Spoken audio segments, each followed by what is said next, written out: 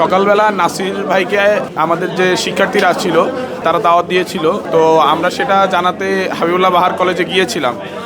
হাবিবুল্লাহ বাহার কলেজের প্রশাসন যিনি আছে তার সাথে যোগাযোগ হয়েছে, তো আসবেন। এমন সময় আসার পরে দেখা যায় হাবিবুল্লাহ বাহারের গেটের সামনে ছাত্রদলের সন্ত্রাসী বাহিনী আমাদের নাসির ভাইকে এখানে আটকায় দেয়, যার ফলে একটা দেখা যায় ওরা বিভিন্ন ধরনের আমরা দেখেছি যেটা অস্ত্র, ডিম, অন্যান্য সামগ্রী ব্যবহারের চেষ্টা করে।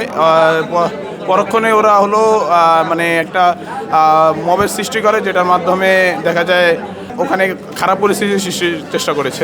মূল উদ্দেশ্য হলো পিঠা উৎসব পরিদর্শন করা, কিন্তু এই জায়গায় বহিরাগত কিছু স্টুডেন্ট ছিল এবং কি ওরা অন্যান্য স্টুডেন্টকে উস্কায় দিছে এবং কি অন্যান্য স্টুডেন্টকে দিয়া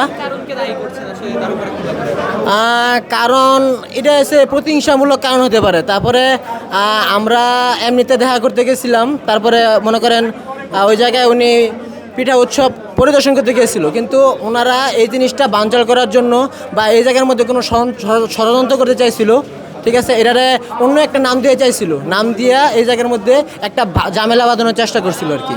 ওই ইচ্ছাকৃতভাবে মত তৈরি করতে এখানে আসছিল, সাধারণ জনগণ ওদের প্রতিহত করে দিচ্ছে।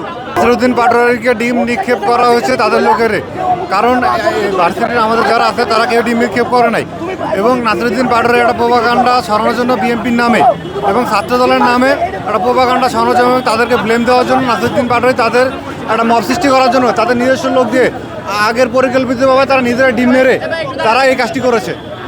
এটার সাথে কলেজের কোনো সাধারণ শিক্ষার্থী জড়িত না, তাদের সাথে বহিরাগত যারা এসেছে তারাই জড়িত।